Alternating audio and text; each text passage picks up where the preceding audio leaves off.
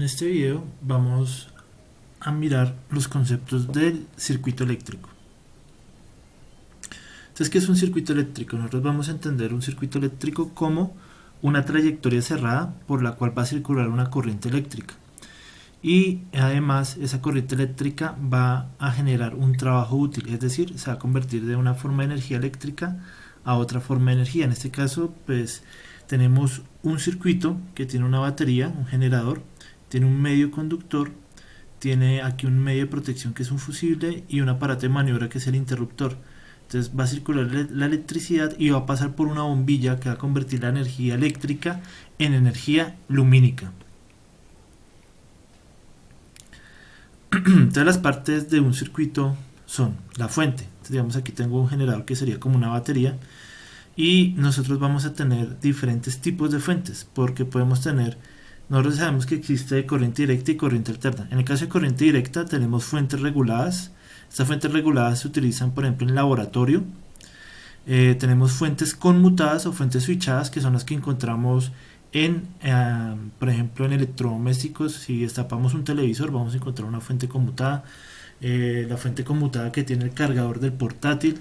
En los tableros eléctricos, por ejemplo, para alimentar los circuitos que son a 24 voltios, se suele utilizar fuentes conmutadas. En la parte de corriente alterna tenemos la red eléctrica.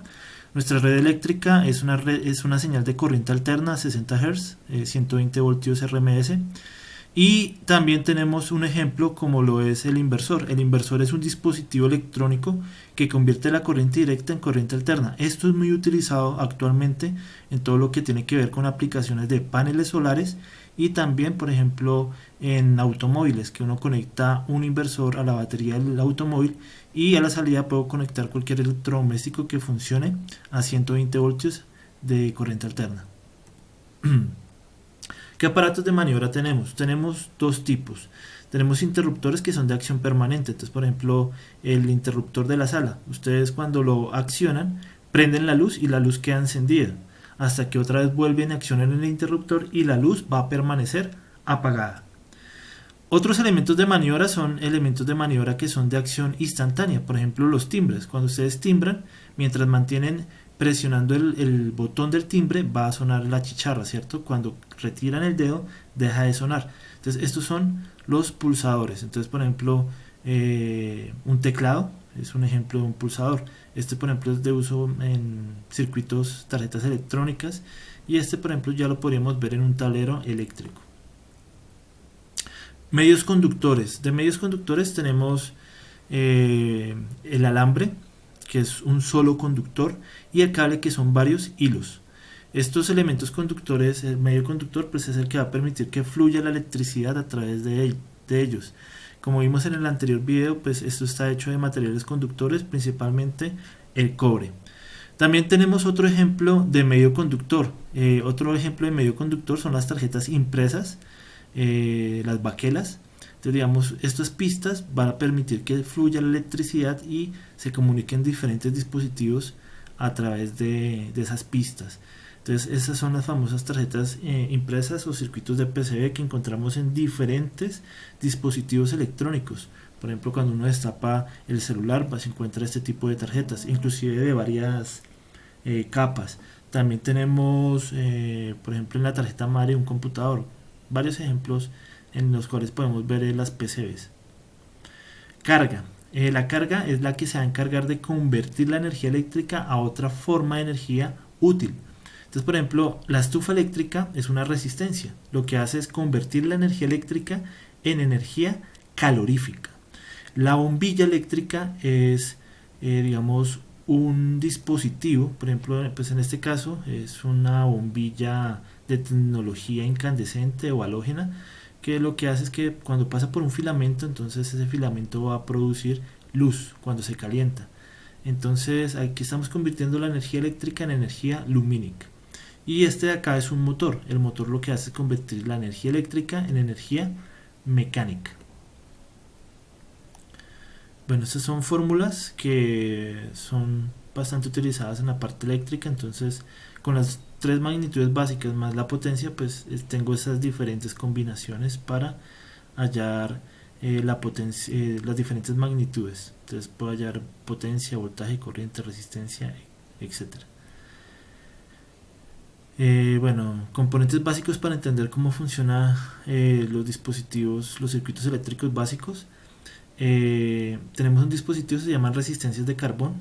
Las resistencias tienen una forma de conexión que se llama conexión en serie, donde se conecta una tras otra. Entonces miren que aquí está conectada una tras otra. Entonces comienzo con final, final con comienzo, final con comienzo, final con comienzo. Y ese es el...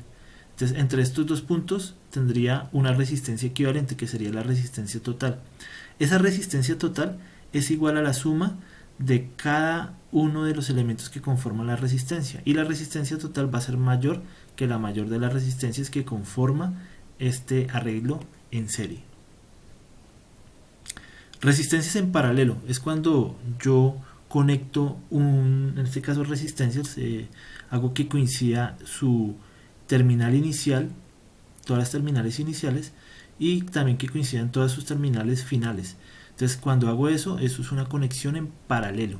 La fórmula general me dice que el inverso, el recíproco de la suma de los recíprocos, es igual a la resistencia total. Esta RT que está aquí dividiendo pasa a multiplicar, y toda esta expresión que está acá pasaría a dividir. Entonces esa es la fórmula general. Sin embargo, hay una fórmula que se utiliza para hacer de pronto un poquito más fácil de entender el concepto de resistencia, de asociación de resistencia en paralelo, y es trabajar de a parejas. Entonces una asociación de a dos resistencias, o cuando solamente tengo dos resistencias en paralelo, y voy a obtener el siguiente resultado, que R1 por R2 sobre R1 más R2 me va a dar una resistencia equivalente. Tenemos el circuito serie. El circuito serie es cuando tenemos dos elementos conectados uno tras de sí. ¿Qué vamos a observar en el circuito serie? Que los voltajes se van a dividir y la corriente es la misma, porque solamente tengo una única trayectoria.